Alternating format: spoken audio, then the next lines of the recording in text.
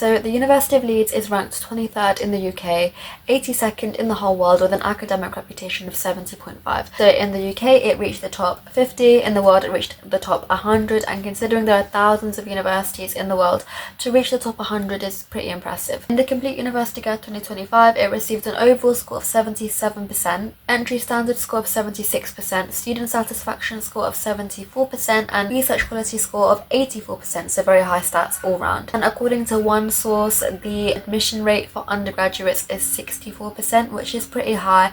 I think it's the highest out of all the universities I've reviewed so far. Considering out of 1,000 students, 640 will get in and 360 students will get rejected. 360 is still quite a lot, so you'd want to make sure you have a good personal statement, good grades and good interview performance. And I say personal statement if you're applying for 2025 entry. If you're viewing this video from later years, then obviously it'd have been scrapped by then.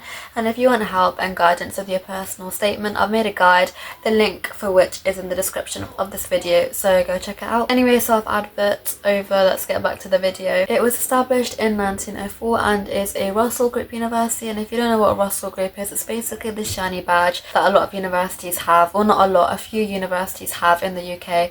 That basically means they're a good uni and they're good at teaching.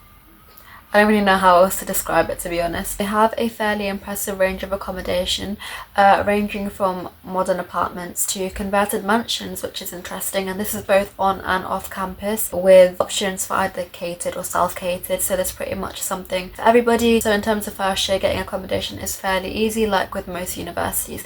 However, in the second, third, fourth and fifth and so on years, it's more difficult to get accommodation, and you would need to be quite quick with it and make sure you do it early on, otherwise you might end up, getting an accommodation that you don't like, an accommodation as in like a house or a flat, and you might not like the place that you end up in if you're late with it.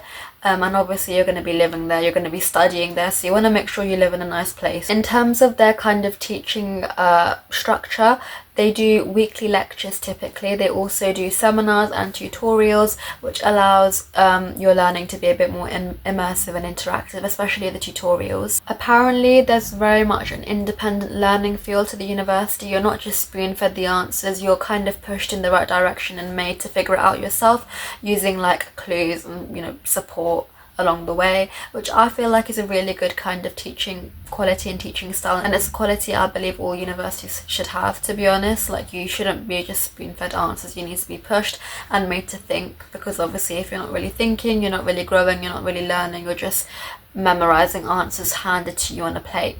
Yeah, thinking and using deeper levels of cognition is where you learn. In terms of what the university has to offer in terms of its facilities, it has a co-op, its own co-op, it has bakeries, it also has university shops. The campus is 5 to 10 minutes away from the city centre, which is a short walk, it's very walkable. So if you don't find something that you like in terms of like the co-op or the bakeries in the university, then you can of course just walk to the city centre.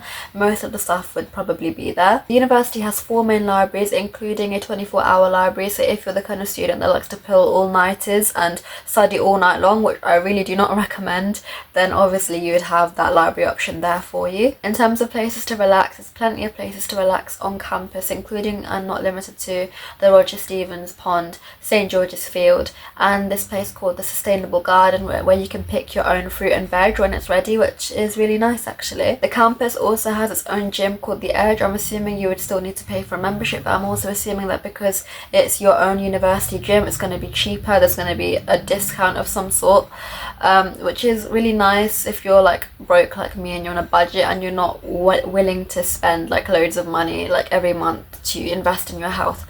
Because although investing in your health is very important, obviously students tend to be on budgets, right? So if you want to, get fit and get in shape and get off your backside, then you have that gym there for you. While we're on the topic of getting into shape, they also have squash and badminton courts, their own swimming pool, and they also have a sauna and a steam room, which I've never heard a university have before, so that's definitely something interesting to consider there. Also, while we're on the topic of clubs and sports and all of that, the University of Leeds has 300 different societies ranging from cultural to sport.